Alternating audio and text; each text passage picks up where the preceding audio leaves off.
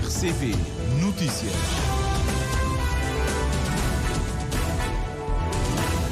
Notícias com o editor Júlio Vera Cruz Martins. Bom dia, Júlio. Vamos conhecer os destaques que fazem esta edição.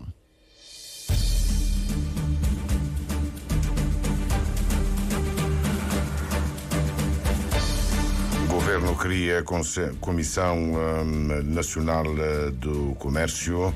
O Ministro da Indústria, Comércio e Energia confirma a informação e anuncia que a implementação do acordo com a Organização Mundial do Comércio está em processo de avaliação periódica. O cadastro social, o cadastro predial vai colocar em consulta pública de uma única vez, entre março e abril, a volta de 60 mil prédios nos municípios ativos São Miguel, Tarrafal e a cidade da Praia. A isenção de atos notariais municipais vai avançar em Santa Catarina e é um dos pontos na agenda da Assembleia Municipal. O orçamento sofre uma redução de 14%, mas ainda assim avança a aplicação do PCFR a partir de julho. Comandante de Logística das Forças Armadas, Tenente-Coronel João Olímpio Dias Monteiro, representa Cabo Verde na reunião de peritos da CDO que começa hoje em Abuja. Em agenda, a validação do conceito de logística e as políticas de logística da Força de Alerta.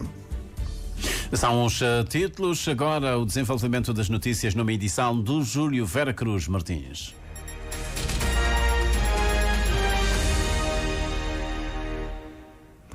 Votos renovados de bom dia, gratos pela preferência que nos dá. Há 3 anos a Rússia invadia a Ucrânia. Vários chefes do governo e também a Presidente da Comissão Europeia e o Presidente do Conselho da Europa estão reunidos em Kiev. De igual forma, os ministros da Defesa vão estar reunidos para coordenar uma resposta. São chamados vários membros de vários países, incluindo Polónia, Dinamarca, França e os países que, em regra, têm apoiado a Ucrânia. A Dinamarca anunciou hoje um pacote de ajuda suplementar de 45 milhões de dólares. A União Europeia já adotou o 16º capítulo de sanções contra a Rússia. A implementação do acordo com a Organização Mundial do Comércio está em processo de avaliação periódica que deve ficar concluído em maio. A informação é confirmada em exclusiva ao Primeiro Jornal pelo Ministro da Indústria, Comércio e Energia.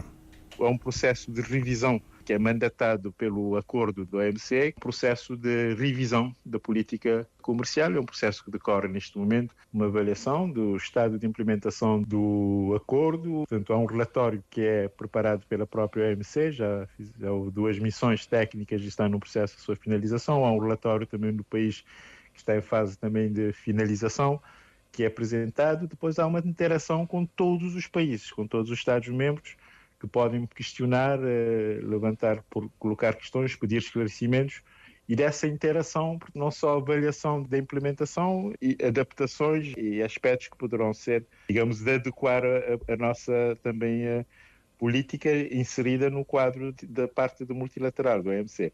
Nós, neste momento, estamos na fase de avaliação, quer interna, quer também a da parte do OMC, que faz a sua avaliação também independente. Alexandre Monteiro revela que todo o processo vai ser pilotado pela Comissão Nacional do Comércio, criada por uma resolução do Conselho de Ministros, publicada no Boletim Oficial de 19 de fevereiro e que entra em vigor em meados de março que vem. Dotada de um Conselho Consultivo e 3 comitês técnicos, a Comissão Nacional deve reunir-se em abril. Os setores vão designar os representantes que integram o Conselho Consultivo e vamos também solicitar a designação também para a parte técnica, a representação para os comitês técnicos, que são os 3 comitês que foram criados. Estamos neste momento, com base na experiência, já tínhamos na comissão anterior, portanto foi feita uma alteração, eram 5 comitês, adaptamos para 3 comitês, tendo em conta a experiência também prática de funcionamento durante os anos, e concentramos em 3 comitês com muita flexibilidade também. Então, aumentamos o número na composição de cada comitê, na parte técnica, mas com a flexibilidade de ter subcomitês para funções mais específicas e tornar a estrutura mais flexível e mais ágil. A Associação Nacional dos Municípios de Cabo Verde, as câmaras de comércio e todas as áreas governamentais implicadas estão representadas na Comissão Nacional de Comércio, que é uma unidade orgânica do Ministério da Indústria, Comércio e Energia. A execução do projeto do cadastro predial está agora a recuperar velocidade depois da acalmia provocada pelo período eleitoral. A presidente do Conselho Diretivo do Instituto Nacional do Ordenamento do Território anuncia que entre março e abril vão estar em consulta pública de uma única vez à volta de 60 mil prédios nos municípios ativos, onde estão técnicos no terreno, isto é, São Miguel, Tarrafal e o município da Praia. Praia, neste momento, estamos a concluir a preparação, porque já tínhamos realmente anunciado uma consulta pública, que por motivos vários não foi possível ser lançado, mas, entretanto, neste momento, de acordo com as informações que nós temos da empresa e com a equipa de seguimento que pertence ao INGT, estamos nos últimos preparativos para, entre março e abril, lançarmos já uma consulta pública desta feita com muito mais prédios do que aquilo que estavam previstos. A ideia era ir fazendo por secção cadastral, mas tendo em conta os constrangimentos que nós tivemos, neste momento estamos a preparar um boom praticamente de prédios que irão à consulta pública ao mesmo tempo. No município da Praia, principalmente toda a Praia, parte sul da Praia, será em São Miguel, todo São Miguel, e também, em princípio, será no Tarrafal, que são os municípios que neste momento estão ativos. Ilse Amarante reconhece que a isenção de atos notariais municipais é uma medida essencial e pode acelerar a participação dos munícipes. Estamos a falar de atos que têm, até certo ponto, algum custo e que pode até não permitir a aderência de pessoas por falta de condições financeiras para efetuarem ou para terem determinados documentos que muitas vezes são exigidos no processo de declaração. Na verdade, nós desde o mês de maio do ano passado temos estado a falar com todos os municípios. Há que fazer aqui uma justiça, a meu ver, em relação a alguns municípios que prontamente reagiram à nossa solicitação e apelo da necessidade de se fazer, de se proceder a isenções de atos municipais, e outros que, infelizmente, não conseguiram ainda aderir por dificuldade de aprovação ou no Executivo ou na Assembleia Municipal. A presidente do INGT apela à participação ativa dos munícipes. Ilse Amarante é taxativa. O momento mais adequado para correções é agora. A declaração da titularidade que está a circular e que muitas vezes as pessoas estão a deixar por debaixo da porta, que eles tentem preencher este documento. Nós temos informações também online, o portal do cadastro predial também está acessível para que as pessoas possam ter informações mais perto.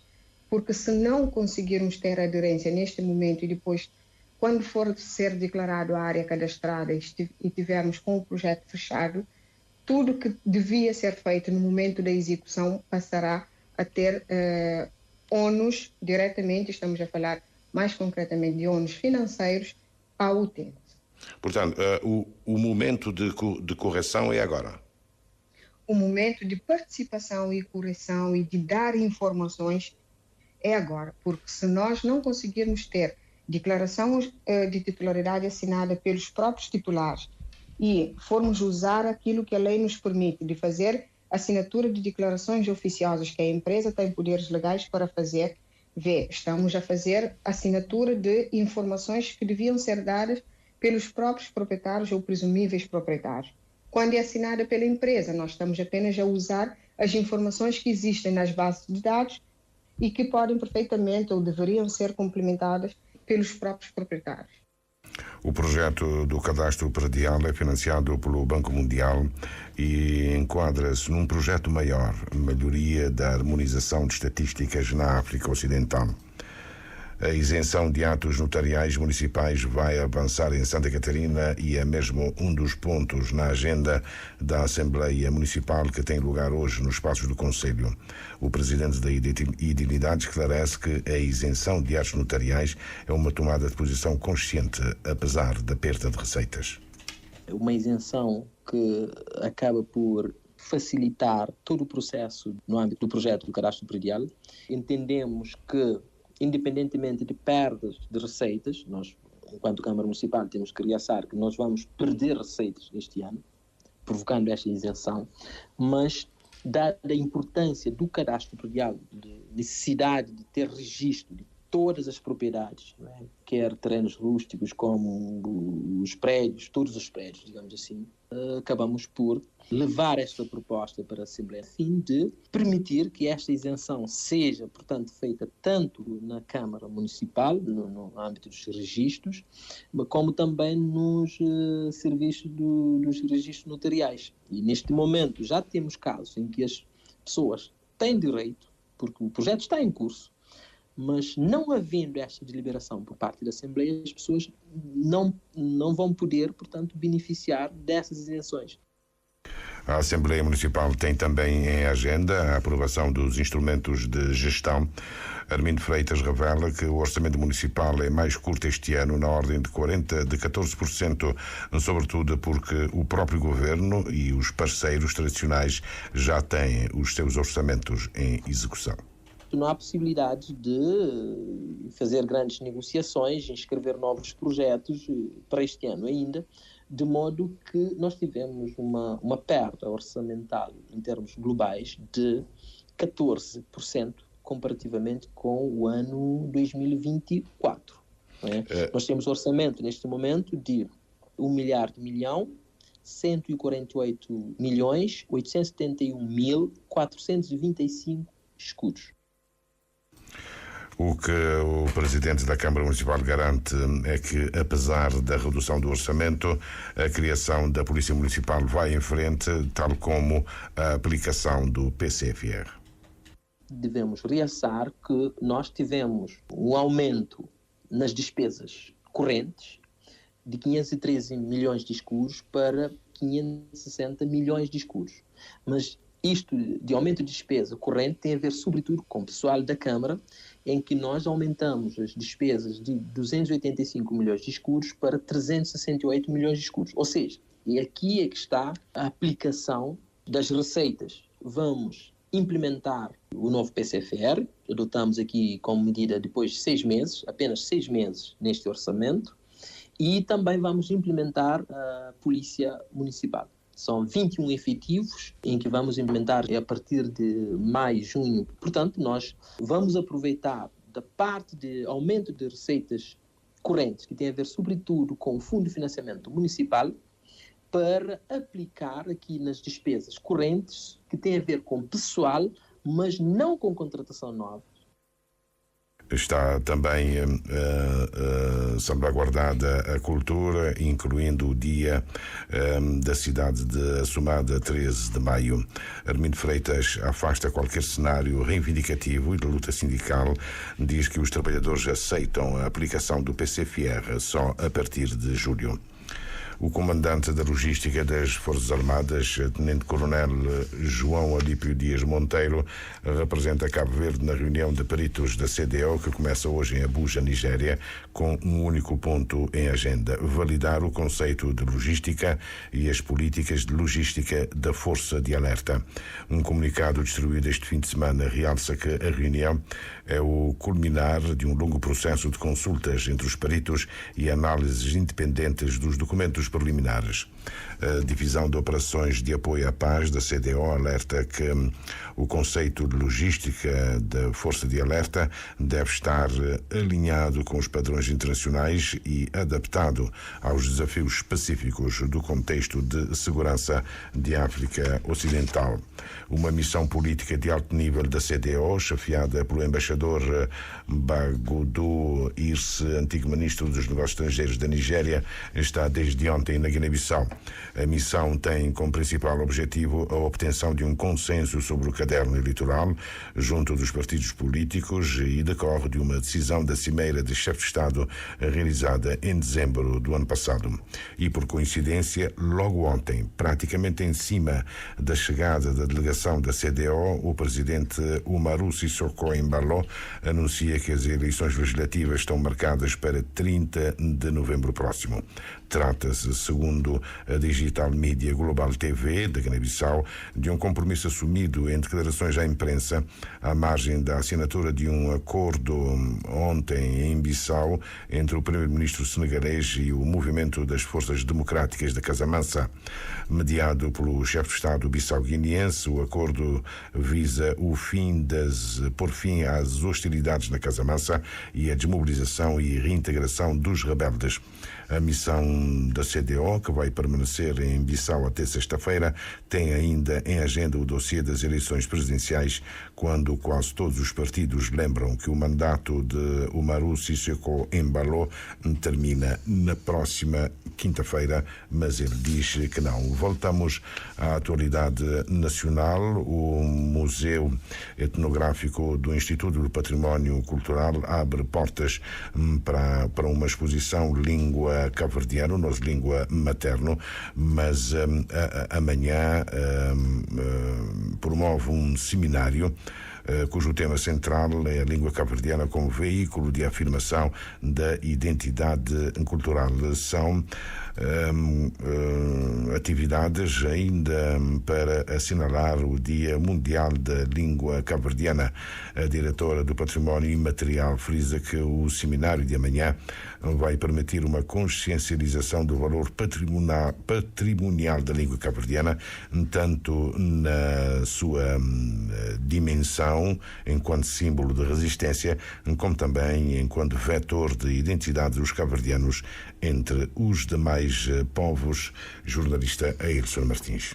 A diretora do Património Imaterial afirma que o seminário tem como um dos objetivos proporcionar aos estudantes que estão a ter a experiência da língua materna como disciplina um conhecimento mais aprofundado sobre a língua, desde a sua formação até aos desafios que enfrenta. Mas, ao mesmo tempo, também mostrar o seu papel na afirmação da identidade cultural cabo-verdiana. Então, tem uma dimensão por detrás que é a questão da educação patrimonial, ao mesmo tempo que é permitir esse debate, mas é a limite desencadear no público que vai assistir, que vai estar lá também convidados, não só estudantes, mas também o público, a sociedade civil no geral.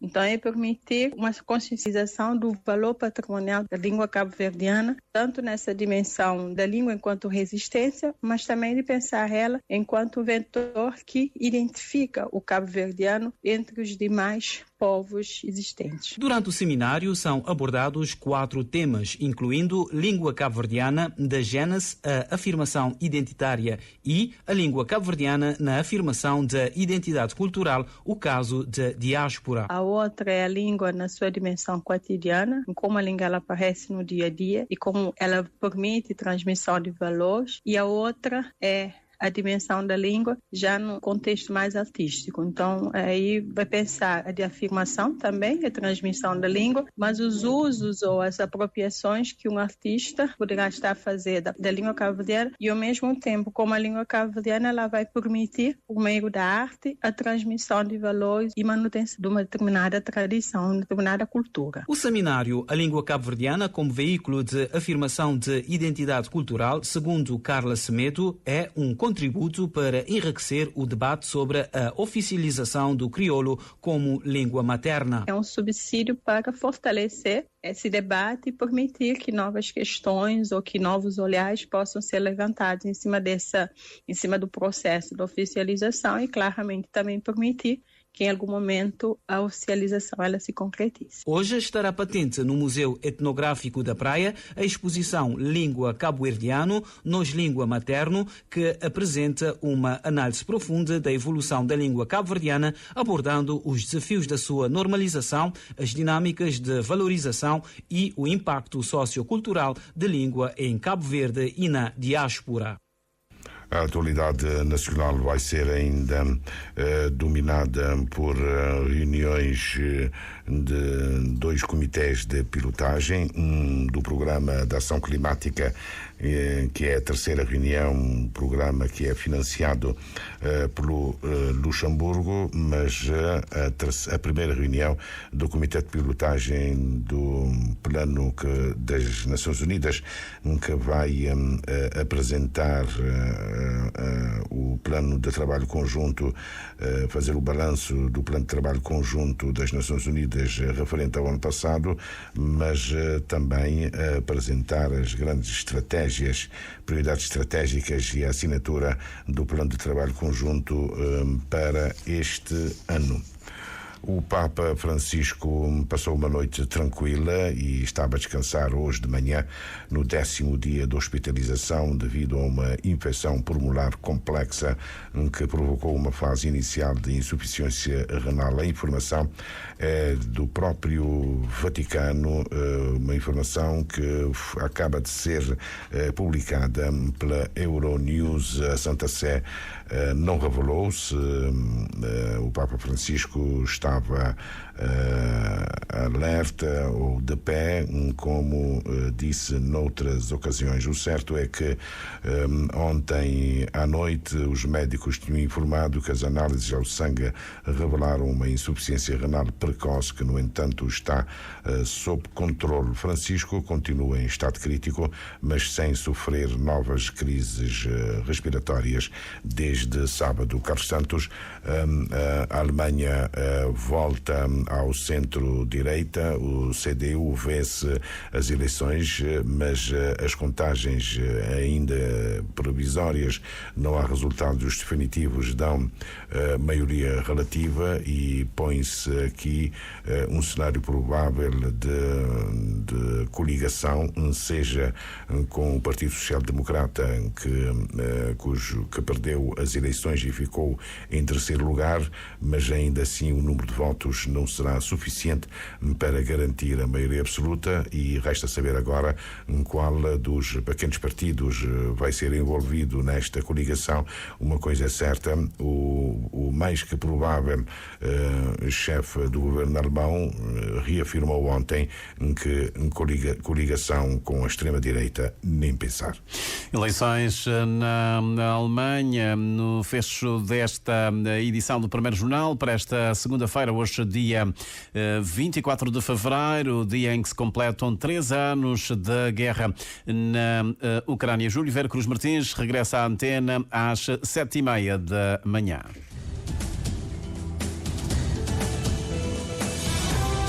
Mais informações em www.rtc.cv e na aplicação RTC Mobile. RCV, o rigor da notícia e o melhor da informação a cada hora.